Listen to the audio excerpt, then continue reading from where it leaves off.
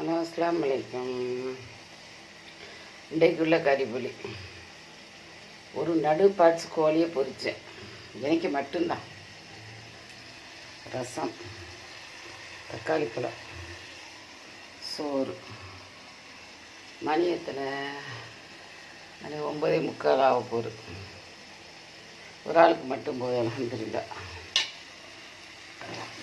இதுக்கு தக்காளி பழத்துக்கு கருவேப்பிலை, பச்சை மிளகாய், மசாலா, உப்பு, தேங்காய் பால், சுட்டு கூட கட்டிய வெங்காயம், தக்காளி பழம் இவ்வளோ போட்டு ஆக்கிடு. புளியானத்துக்கு நச்சிருவோம், பெருஞ்சிருவோம், நல்ல மிளகு, கடுகு, வத்தல், கருவேப்பிலையில் கருவேப்பிலை, மஞ்சத்தூள் போட்டு தட்டி சுட்டு போல் எண்ணெயில் வதக்கி தக்காளி பழம் வச்சு தட்டணும். சின்ன வெங்காயம், பூண்டு தட்டி ஒரு வேலைக்கு தான் காணும்.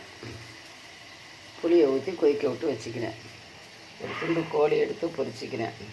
இன்றைக்கி எனக்கு மட்டும்தான். வேறு சாப்பாடும் இல்லை, வேறு யாருக்கும் சாப்பாடு இல்லை. இன்றைக்கி எனக்கு மட்டும் போதும். அல்ஹம்துலில்லாஹ். நாஸ்டா பண்ணிட்டேன். லைக் பண்ணுங்கள், ஷேர் பண்ணுங்கள், சப்ஸ்கிரைப் பண்ணுங்கள். வேலையெல்லாம் எல்லாம் ரெடியாக இருந்தால், கறிப்புளியில் ஒரு நாளைக்கு ரெடியாக இருந்தால் நேரத்தோடையே ஆக்கிடலாம். அது ஒரு பெரிய வேலை இல்லை. நம்ம தான் அப்படி நினைக்கிறோம், வேலைன்னு.